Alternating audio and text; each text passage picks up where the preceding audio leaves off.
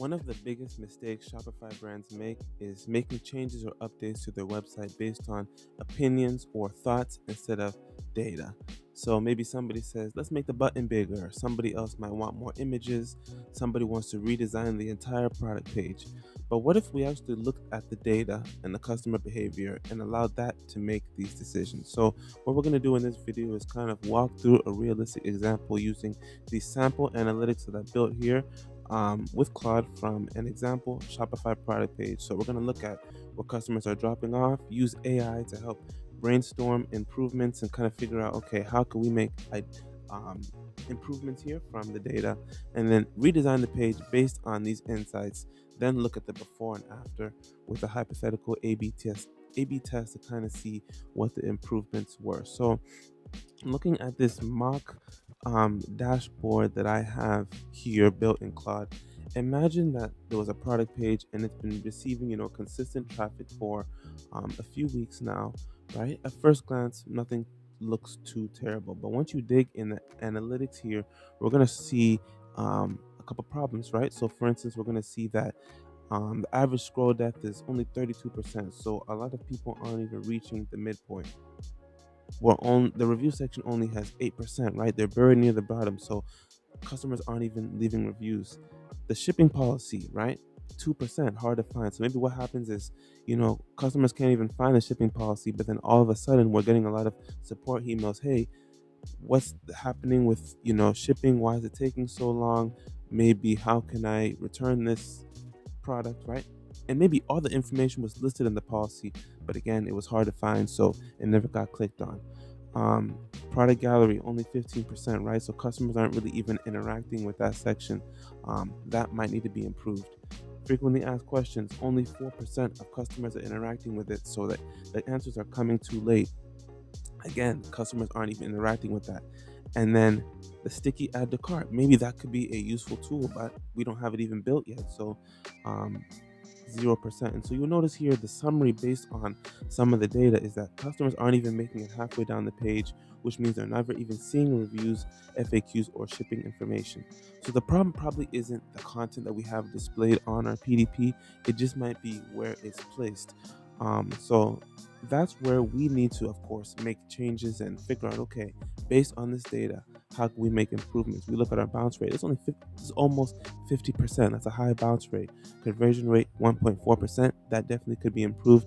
Same thing with our add to cart rate. So how can we make updates based on this information here? And so again, let's go ahead and look at that PDP so that I can show you a visual of how this looks. So based on that data here, you can kind of see, okay, we have our PDP, all those issues that we mentioned here.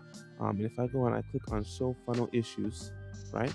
Come back to the top, you see product gallery interactions at 15%.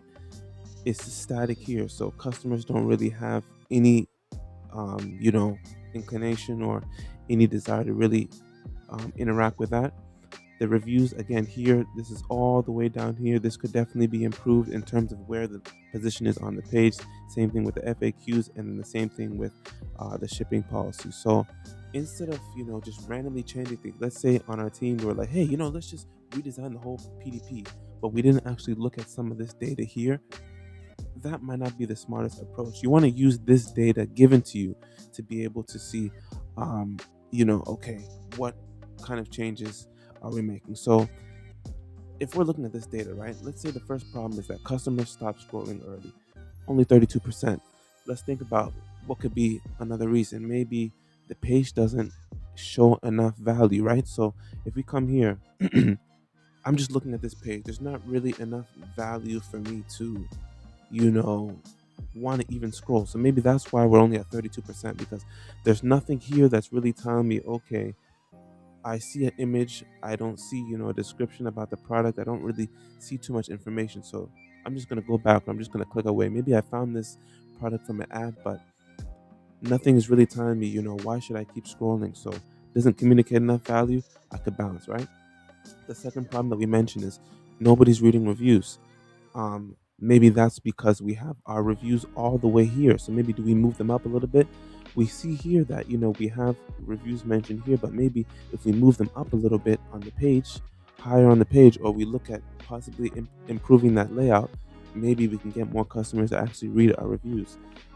Again, we look at the FAQs. We noticed in our data that, okay, FAQs, only 4% of customers are interacting with that. So maybe what's happening is these important questions that customers need the answers to, they're not answered until it's too late. So maybe do we need to, change the position of where this section is on the page? Do we need to highlight some of these important questions um, somewhere else on the page so that we can answer those questions before it's too late? And then we have a lot of these customer support tickets.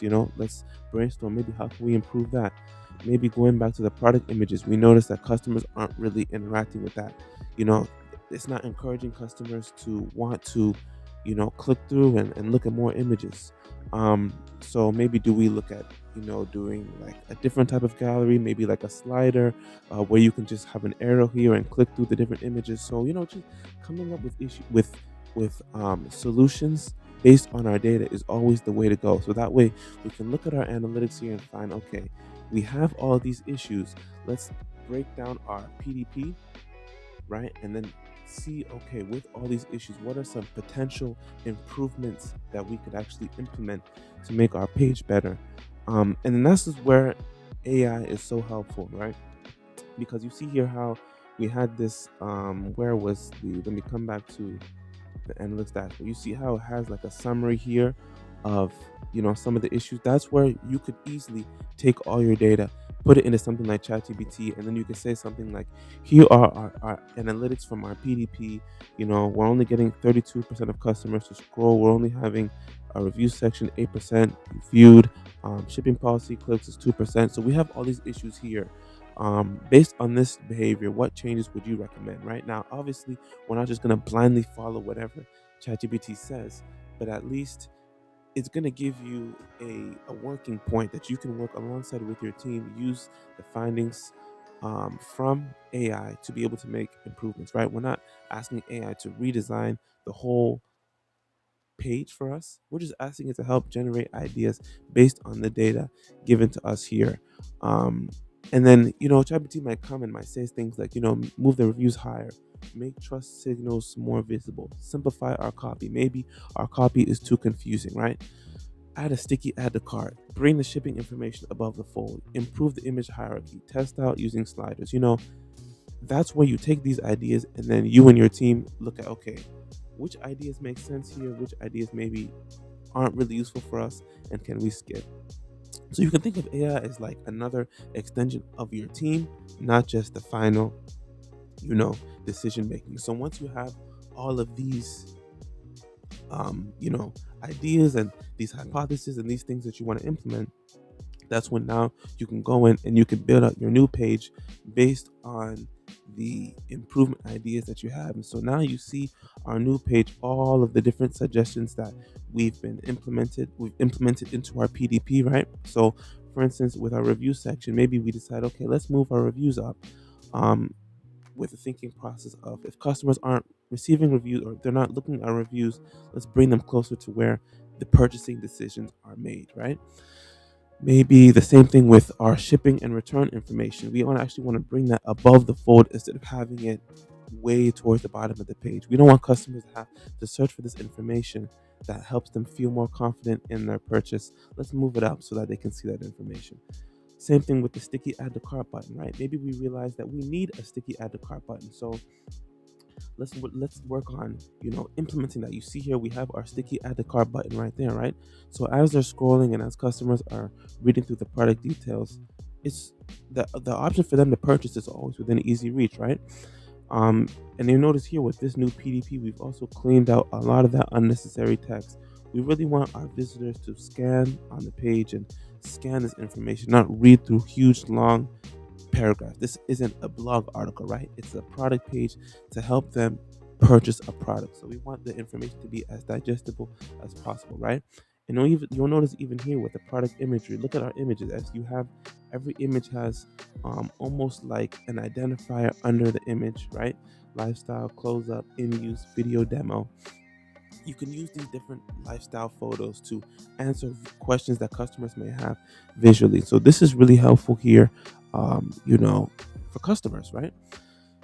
Another change that we've added is now we've added these trust signals. You see here we have some of our um, icons here. We have the customer reviews, like we mentioned. We have our satisfaction guarantee. We have estimated shipping, the return policy summary, and all of these improvements help to reduce uncertainty and really just make it easy for customers to move forward in the purchase, right?